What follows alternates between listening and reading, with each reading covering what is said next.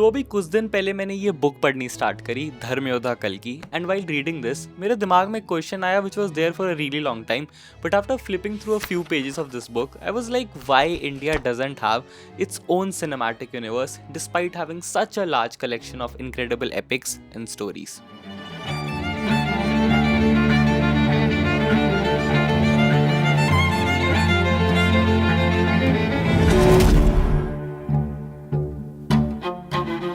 जरा इमेजिन करो, Indian epics जो हम पढ़ते हुए बड़े हुए हैं, महाभारत, रामायण और बाकी हजारों कहानियां एक मैसिव यूनिवर्स का पार्ट बन जाएं। Let's take some very well known and famous examples like the entire Marvel Cinematic Universe, Star Wars और even shows like Game of Thrones. इन सब में कुछ चीजें कॉमन है। All of them revolve around an epic and grand story line.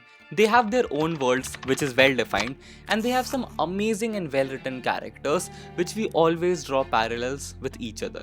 एक interesting fact ये भी है कि you can see a lot of articles and interviews from the creators of some of these biggest movies and shows talking about how they have gotten inspiration from ancient Indian scriptures and stories. So everything that I just said is basically हमारे पास वो सारे elements हैं जो एक cinematic universe के लिए ज़रूरी हैं. Multi-layered characters, grand battles and epic quests. एक बहुत इंटरेस्टिंग चीज जो हमें इन स्टोरीज में देखने को मिलती है इज इंटरकनेक्टेडनेस, जहां हम एक लिंक देख सकते हैं between different epics. For an example, in Ramayan and Mahabharat बहुत सारे ऐसे कैरेक्टर्स हैं जो आपको कॉमन दिखेंगे between both of these stories. And ये स्टोरी टेलिंग का एक काफी अच्छा टूल है जो आपको बहुत सारे रीसेंट शोज एंड फिल्म्स में देखने को मिलेगा। Game of thrones, which I would say is my favourite TV show ever, उसमें जो वेल डिफाइंड कैरेक्टर्स हैं, इंटर फैमिली कॉन्फ्लिक्ट्स हैं और जो पूरे वेस्टरोस के वर्ल्ड का डिपिक्शन है, I can feel a very strong connection of all of these things being present in the Mahabharata in a lot more detailed way. ये इतनी रिच स्टोरीज हैं कि आज भी स्कॉलर्स और हिस्टोरियंस इन्हें स्टडी करते हैं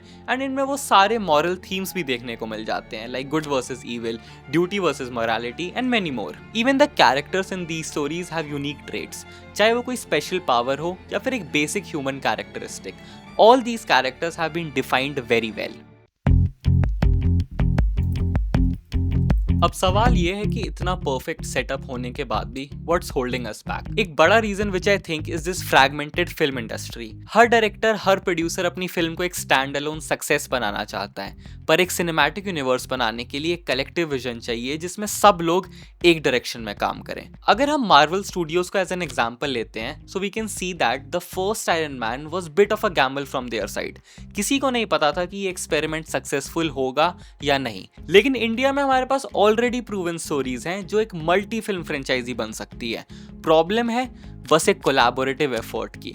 एक और बैरियर जो यूजुअली लोगों के दिमाग में आता है is budget and technology. Baahubali जैसी फिल्म्स ने ये तो प्रूव कर दिया है कि इंडियन ऑडियंस को एपिक विजुअल स्टोरी टेलिंग काफी पसंद है, but that was just one franchise. अगर हम एक सिनेमैटिक यूनिवर्स बनाते हैं तो उसका वीएफएक्स और स्केल मेंटेन करना काफी डिफिकल्ट होगा। बट द थिंग इज, आज के टाइम पे इंडिया में वीएफएक्स टैलेंट और टेक्नोलॉजी दोनों अवेलेबल है, बस उसको प्रॉपर्ली यूटिलाइज करना आना चाहिए। और एक बहुत बड़ा reason which I personally think इस ड्रीम को बनने से पहले ही खत्म कर देता है is the fear of offending our audience. जब भी इंडियन एपिक्स को अडैप्ट करने की बात आती है, क्रिएटर्स हमेशा एक प्रेशर फील करते हैं और वो है ऑडियंस को ऑफेंड ना करना। हमारे एपिक्स के कैरेक्टर्स को हम यूजुअली ब्लैक या व्हाइट में देखते हैं एज आइदर प्योर हीरोज और villains, but let's face it, real characters हमेशा उस ग्रे एरिया में होते हैं। हर हीरो के कुछ फ्लॉज होते हैं और हर विलेन में कुछ ह्यूमैनिटी होती है, बट ये आइडिया हमारी ऑडियंस को समझाना बहुत मुश्किल है। ऑडियंस का परसेप्शन और ये ऑफेंड होने का फियर क्रिएटर्स को रिस्क लेने से रोकता है।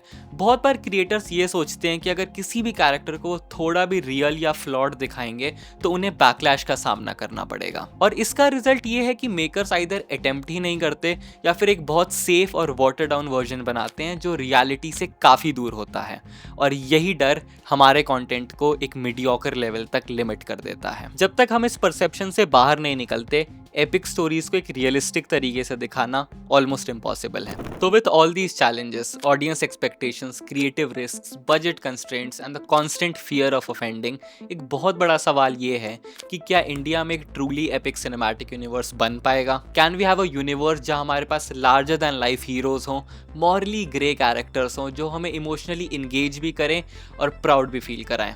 ऑनेस्टली इट्स नॉट इम्पॉसिबल, पर ये जर्नी आसान भी नहीं है। क्रिएटर्स को भी ये बात समझनी होगी कि ऑडियंस टाइम के साथ इवॉल्व हो रही है।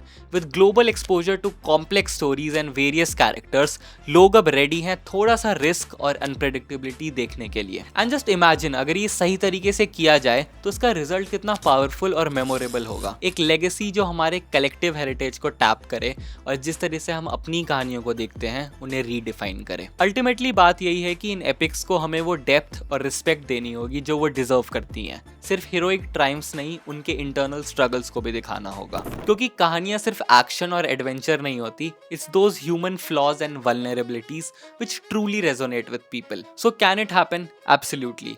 It's a huge step, but अगर मेकर्स और ऑडियंस एक लीप लें, so maybe we can see that epic cinematic universe जो हमें वो डेप्थ और स्केल फील कराए जो हम अभी तक बस इमेजिन करते आ रहे हैं।